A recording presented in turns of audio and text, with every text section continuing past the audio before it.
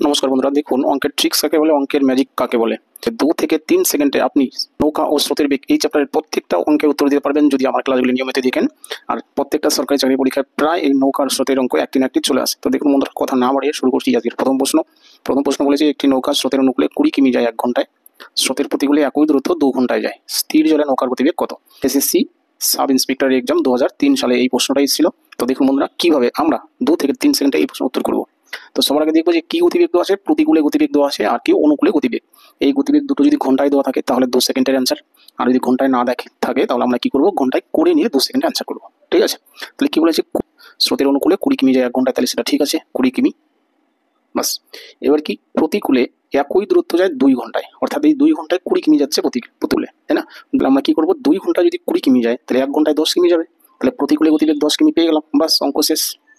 এবার যদি বলে নৌকার গতিবেগ কত, তাহলে আমরা এই দুটো যোগ করে 2 দিয়ে ভাগ করবো, সেটাই হবে উত্তর। ঠিক আছে, তাহলে যোগ করলে কত হচ্ছে 30, বাস। 30কে 2 দিয়ে ভাগ করলে কত হবে বন্ধুরা, সবাই পারবেন 15, আর সেই 15ই হচ্ছে বন্ধুরা নৌকার গতিবেগ স্থির জলে, হলো, বাস অঙ্ক শেষ। তো আশা করি এটা বুঝে থাকবেন, ভালো লেগে থাকবে। চলে আসছে পরের প্রশ্নে। এটা হচ্ছে বন্ধুরা পরবর্তী প্রশ্ন। এটা প্রশ্ন কি বলেছে, এক ব্যক্তি স্রোতের অনুকূলে নৌকা চালিয়ে 1 কিমি পথ যায় 4 মিনিটে, প্রতিকূলে একই দূরত্ব যায় 10 মিনিটে, নদীর স্রোতের বেগ ঘন্টায় কত? তাহলে দেখুন, এখানে শুধু বলেছে কি, ডিফারেন্স হচ্ছে স্রোতের বেগ চেয়েছে। আগের প্রশ্নটা কি নৌকার বেগ চেয়েছিল, এখন স্রোতের বেগ চেয়েছে। তাহলে আমরা কি করবো, একই নিয়মে করে শুধু বিয়োগ করবো, বাস। মনে রাখবেন, নৌকার বেগ চাইলে আমরা যোগ করি আর স্রোতের বেগ চাইলে আমরা বিয়োগ করি। কি যোগ বিয়োগ করবো, অনুকূল আর প্রতিকূলে গতিবেগ। কিন্তু গতিবেগটা কি দেওয়া আছে, 1 কিমি যায় 4 মিনিটে। তাহলে 4 মিনিটে যদি 1 কিমি যায় তাহলে ঘন্টায় কত যাবে সেটা আমরা আগে বের করে নিব।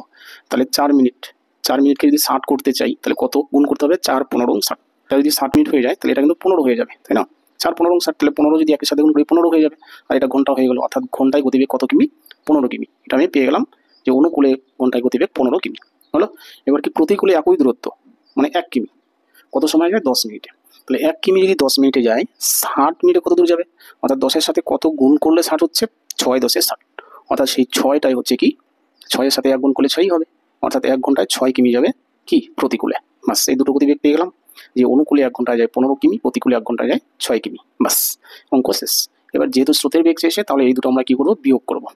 তাহলে 15 থেকে 6 বিয়োগ করলে কত হচ্ছে, 9। বিয়োগ করে আমরা 2 দিয়ে ভাগ করলে কি পাবো, স্রোতের বেগ। তাহলে 9কে 2 দিয়ে ভাগ করলে কত হবে, 4.5। অপশন নাম্বার বি কিন্তু উত্তর হয়ে যাচ্ছে, হলো, বাস। এই হলো বন্ধুরা ট্রিক্স। দেখুন, এই প্রশ্নের উত্তর করতে আপনার কত সেকেন্ড সময় লাগবে। আপনি যখন বুঝবেন, এত দাগ দেওয়ারও প্রয়োজন হবে না, এত লেখারও প্রয়োজন হবে না। যখন 15 আর 6 পেয়ে গেছেন, বিয়োগফল 9, মুখে মুখে 9 এর অর্ধেক কত, 4.5, বাস অঙ্ক শেষ। তো আশা করি ক্লাসটি ভালো লেগে থাকবে। যদি ক্লাসটি ভালো লাগে অবশ্যই লাইক কমেন্ট শেয়ার করবেন। এরকম মজার মজার আরও ট্রিক্স পেতে চ্যানেলটি সাবস্ক্রাইব করবেন, পাশে থাকবেন, পাশে পাবেন। থ্যাংক ইউ, রাখছি তাহলে।